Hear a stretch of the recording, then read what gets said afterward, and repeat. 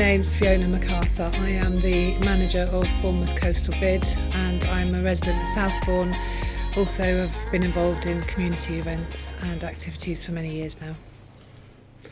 Southbourne's really interesting actually. I moved here from London about maybe 20 years ago and the high street was fairly mundane and humdrum, and in those 20 years it's massively changed. It's become quite a foodie destination, and it's also become known for its independent shops and its retailers. So I think people perceive it as it is a lively area and one that's quite dynamic as well. I can't actually give you a geographical location, Gordon, because there are so many people involved in what makes Southbourne Southbourne. I think the heart of its community are its traders and its local people as well. It's amazing to see people out on the streets supporting the events and out on the streets shopping and eating and drinking in those establishments. If it's quite a symbiotic relationship, if there weren't the traders and the establishments, then the community wouldn't be there. So that's how I would really describe the heart of Southbourne. My involvement as manager of the Coastal Bid has probably been in the last 2 years. For the last 10 years prior to that, I was involved in local community events. And I think, why did I do it? Probably because a little bit mad. I think you have to be mad when you're standing on a freezing green at Christmas with llamas and pigs around you, trying to manage a crowd who all want to see them. It's so diverse and it's so much fun. And I think that as a community, you only get out what you put in. So I think if everyone owns a little corner of our community, takes ownership of it and does something about it, then the community can make a real difference. And that's what I've been trying to do for ever now.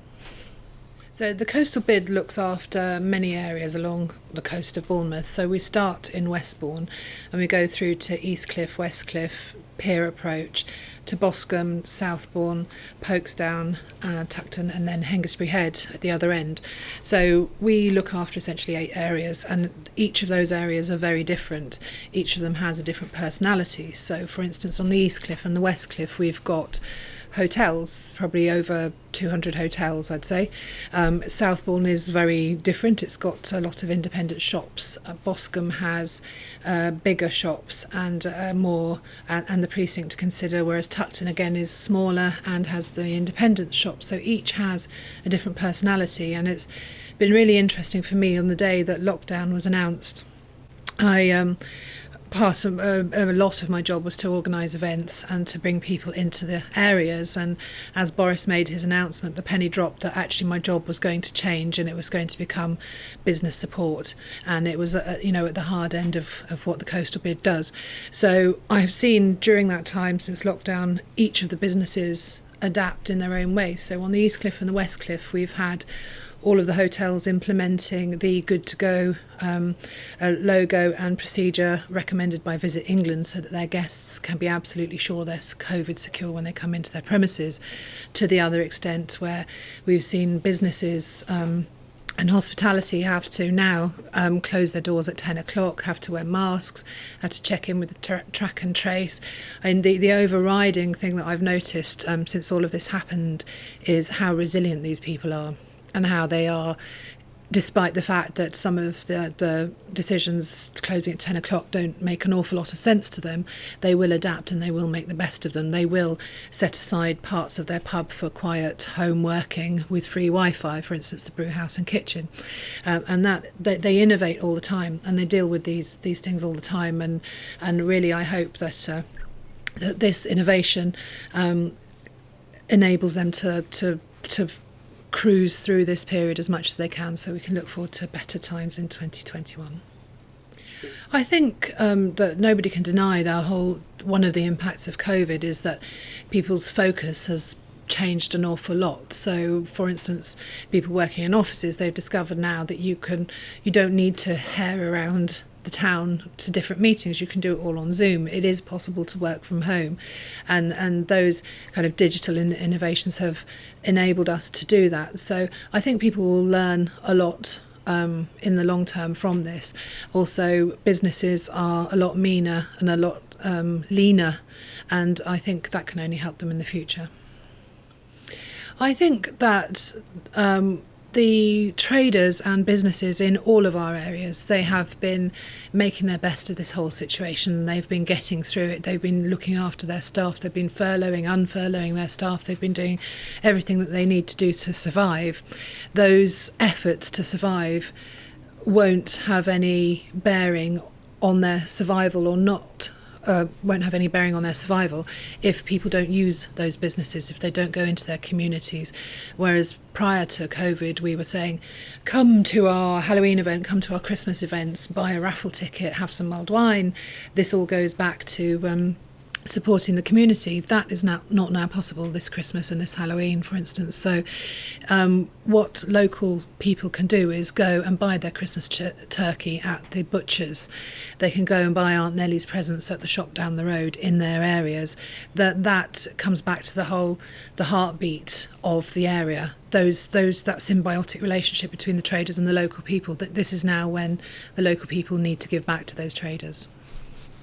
Oh, I think it's been very tough and understandably tough because, you know, as a small independent trader, you're worrying about your takings every day. The rent is due, all of that stuff, and with COVID going on, there is no guarantee of anything coming through the door at all. So it certainly has had an effect on those traders and on those businesses. But again, people have had to learn and adapt, and I hope that there are a lot of for instance, the Burnt Chef project is locally, that's looking after the mental health of chefs. I know that there are lots of new initiatives coming out to help to look after people's mental health, because that's another side effect of this whole lockdown and COVID situation, that people's mental health has come to the fore.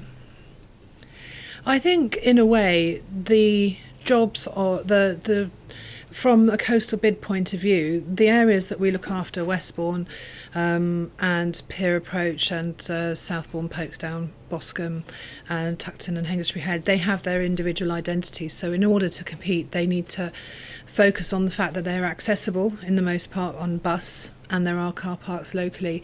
Also, they need to maximise their individuality and the personality of their area. They need to inspire local people to invest in their areas and to support their areas. That's very difficult for a retail park out in the sticks to do. It's a lot easier for these smaller areas with individual people who actually live and breathe their businesses to do. Working with the coastal bid, one of the things we always do is ground level. We start with a local trading association because there are so many different personalities and different priorities for each different trader. So a shop owner has a different priority to a pub owner. But if we can have strong trading groups within those areas so that they speak with one voice, then that is where the coastal bid will gravitate to take instructions and to find out how everyone's feeling and what they need and what they want and what they'd like us to do to help their area. So I think those smaller areas need to really get themselves a focused and active trading group. Having been the chair of SOSBA, Southbourne on Sea Business Association, for I think it was 7 or 8 years before I became the manager of the coastal bid, I know what hard work that is. If you're in your business, you can't be in a meeting unless you hire extra staff to cover you whilst you're in that meeting if your business is still open. It is really, really hard work, but it is also really important. I think it should be seen as part of the marketing and part of the business plan of any local trader to be involved in that local traders group. The council will listen to you. The coastal bid are more likely to listen to you. We need a unified voice. Are you planning a big party for the community when we come out of COVID? I would love to have a big party for the community. There's lots of ideas, and I think probably one will be well overdue by that stage. I hope I'll see you there, Gordon.